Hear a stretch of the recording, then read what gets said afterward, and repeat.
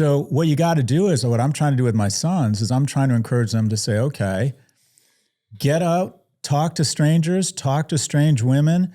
Also, kind of a segue here, try and modulate your use of porn such that at some point you become so fucking horny you're willing to take those risks. Yeah, now that's it. We can definitely go there, brother. Because I think that was something that I got sidetracked with pornography for sure, man. You know, and I'll tell you why too.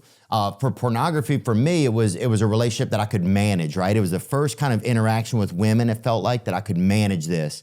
It's like it's low risk. It's low risk. It's available when you need it to start and when you need it to stop. Right. It was like that was something that was very manageable for me. But then over time, you realize that it kind of devalues women. It makes you think of sex like in just like still frames and instances, right? And he would see sex as individual scenes of things. I would have a date set up, then I would end up masturbating, and then I wouldn't even go on the date.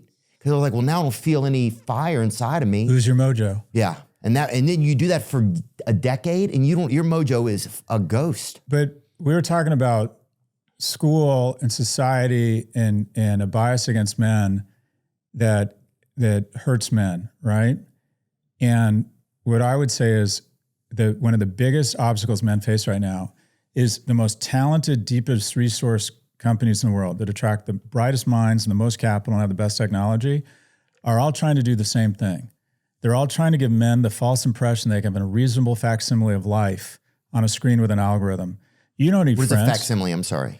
They can have a fake life. They can have a life on a screen with an algorithm. Oh, yeah. So you don't need friends. Having friends is hard. Remember making your posse of friends in elementary and junior high, trying to break into the right pecking order of friends. It was high barriers of entry, but it was high barriers of exit, right? And you learned a lot together. And we used to take off, I think parents overprotect their kids now. I used to leave my mom's house at 9 a.m. on a Saturday with a Schwinn bike, an Abba Zaba bar, and 35 cents, and she wouldn't see me for 14 hours. But what are tech companies? What are the brightest companies in the world that are the most well-resourced? You don't need friends. You got Reddit and Discord. You don't need to go through the humiliation of trying to get a job and buying a suit and showing up on time. Trade crypto or stocks on Coinbase or Robinhood.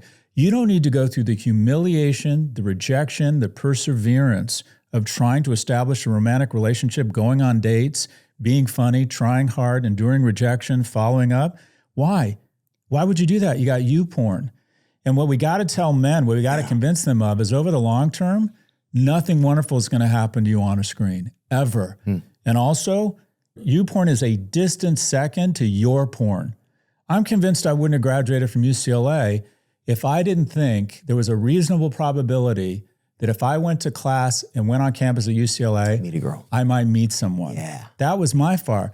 And I, quite frankly, if I had YouPorn at home and I had these new AI girlfriends, I'm not sure I would have ever gone on campus. So this is what young men are facing. They're facing a low risk, low barrier of entry, reasonable facsimile of life that over time they get depressed and lonely. Because the reason romantic comedies are 2 hours and not 15 minutes is this shit is hard. Yeah. But here's the good news. It's worth it. It's absolutely worth it. What do you think of the effects of like social media are on young men? Oh, it's a disaster. There's my colleague at NYU, Jonathan Haidt, he wrote this book called The Anxious Generation. Jonathan Haidt? Jonathan Haidt, H-A-I-D-T. Okay. Essentially, there's a lot of peer-reviewed research, including research that just came out of Oxford, showing that there's about a 60% increase in self-harm, eating disorders, and anxiety for people who spend too much time on social media. Imagine, did you have social media when you were in school?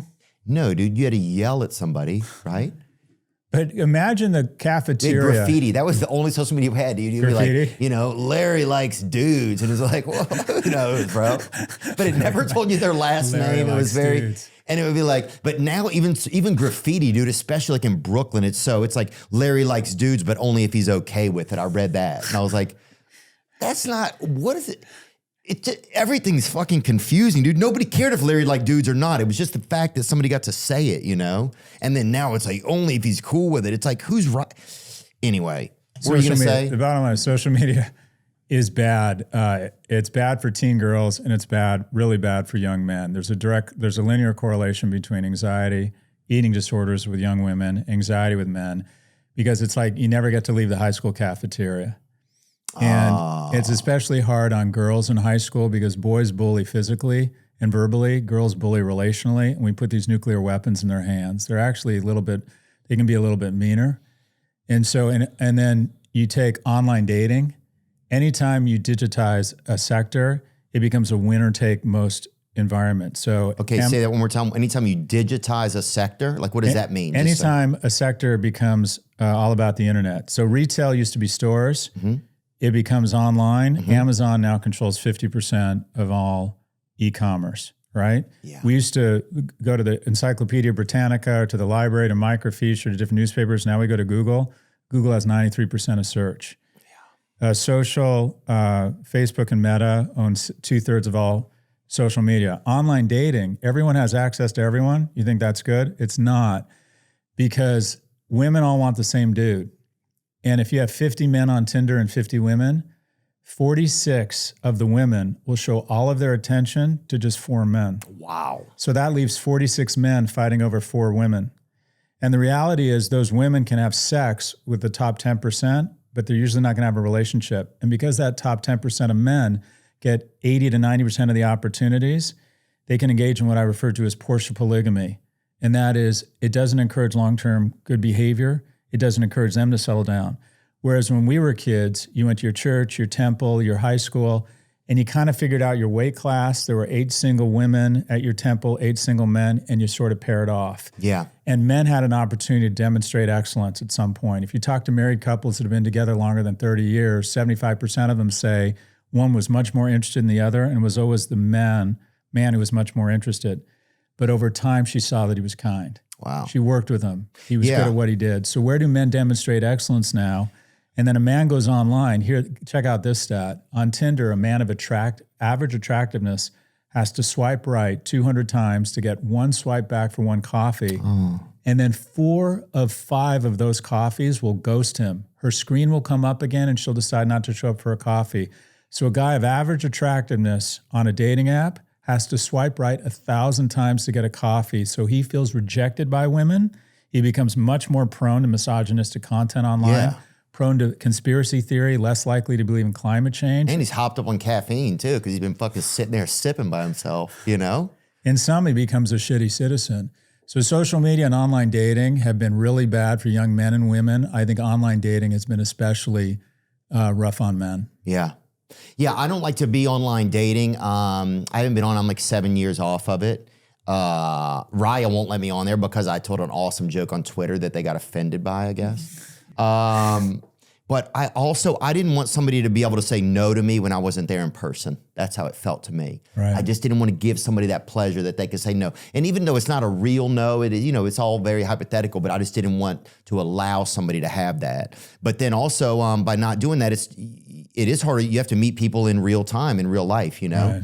And so it is more of a challenge, but it's also, it is, I guess, you just feeling like you're not getting rejected.